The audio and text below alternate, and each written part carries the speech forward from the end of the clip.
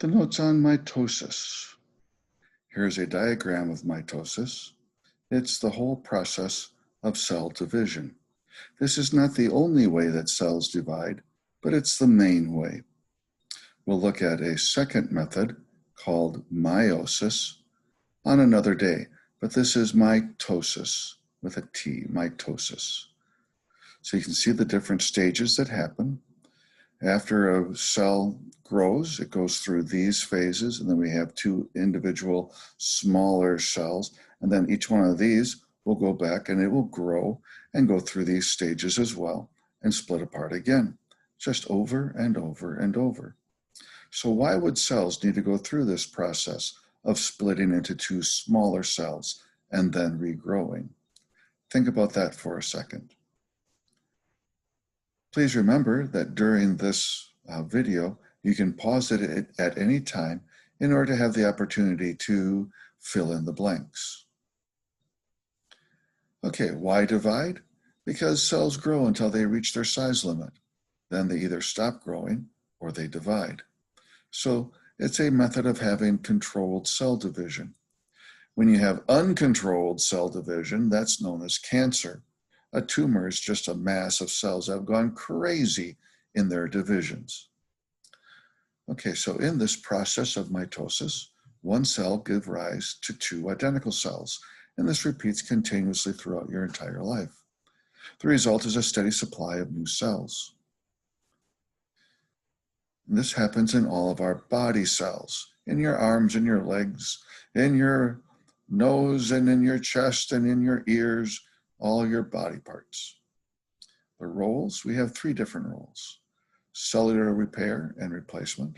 So when you get injured and we have to fill in a gap of a cut or something like that, we have mitosis. Growth. If cells get too large, they can't function. The mechanisms that move materials into the cell and move waste out of the cell are only so efficient. You cannot have a gigantic individual cell and have all the waste products from the middle get out to the outside in time for there not to be a problem.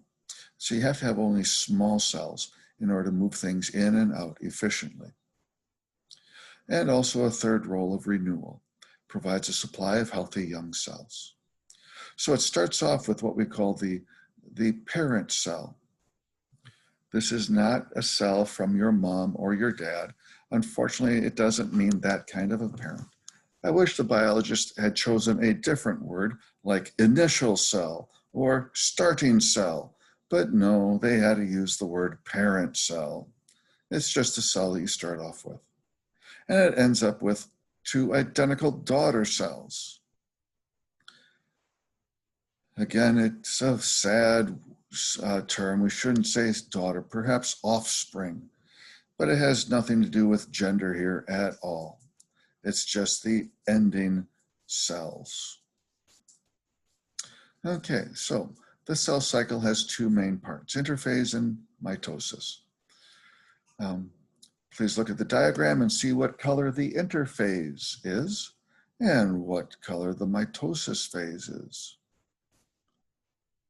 What's happening in the cells during interphase?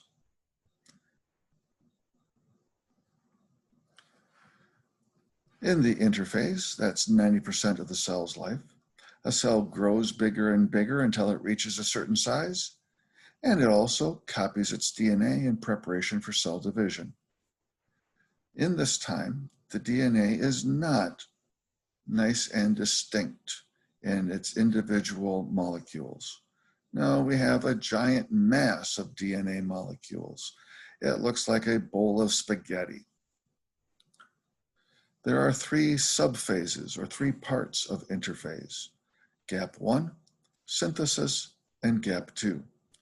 In the first part, cells are just growing, getting physically bigger and bigger. In the second part, synthesis, DNA is being copied. And in step 3, gap 2, the cell prepares for division.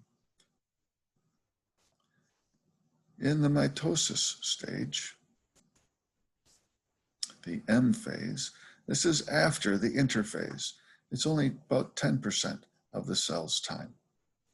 The cell has to divide so that more copies of that cell can be made. And hopefully I will embed a video that helps to illustrate this. We'll see if I remember or not. In the M phase, we have 4 parts: prophase, metaphase, anaphase, and telophase.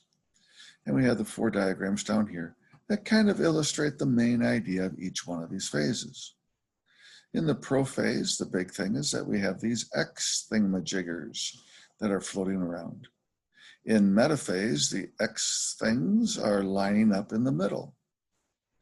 In anaphase, the X things break apart and move to the sides. And in the last part, the telophase, we get the cells actually splitting into 2 individual cells. Now, these X things are called chromosomes. They are molecules of DNA. Each half is called the chromatid, and they're connected at a spot called the centromere. So during the prophase, this is when the nuclear membrane is disappearing, and that spaghetti mass of DNA that we called chromatin before, that unorganized, chaotic ball of goo or ball of stringy DNA, it condenses into rod-shaped structures called chromosomes. Those are the X-shaped molecules. You can see that here, and we can see this dotted circle going around that symbolizes the nuclear membrane disappearing. Then we have metaphase. The chromosomes are lining up. In this artist diagram at the top, it's very nice and neat. In real life here, we have a picture down here. It's not quite that neat, but we can still see a distinct lineup in the middle. During the anaphase, these X-shaped chromosomes are pulled apart by the spindle fibers. The spindle fibers shorten up much like a muscle contracting. Not exactly, but sort of along the same idea. And that pulls the DNA to each side of the cell. Then we have telophase. In this case, the nuclear membranes reform around the chromosomes. We have one up here, and we have one down there. We have cytokinesis occurring. That's the division of the cytoplasm. And the result is 2 identical daughter cells are formed.